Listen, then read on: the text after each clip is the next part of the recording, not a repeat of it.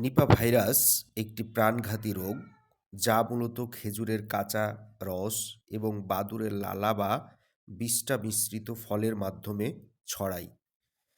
শীতকালে গাছ থেকে খেজুরের রস সংগ্রহের সময় বাদুড় সেই রস খেতে গিয়ে লালা, মল ও প্রস্রাব মিশিয়ে দেয়।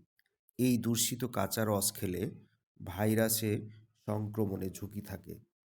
সুতরাং স্বাস্থ্যবিদেরা বলছেন এই রস সংগ্রহের পরে ভালোভাবে সিদ্ধ করে আগুনে জাল দিয়ে সিদ্ধ করে খেতে হবে।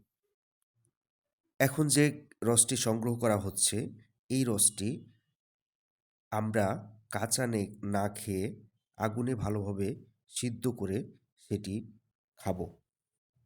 সারা দেশব্যাপী নিপা ভাইরাস সংক্রমণের সতর্কতা জারি করা হয়েছে। আমাদের উচিত সচেতন হওয়া।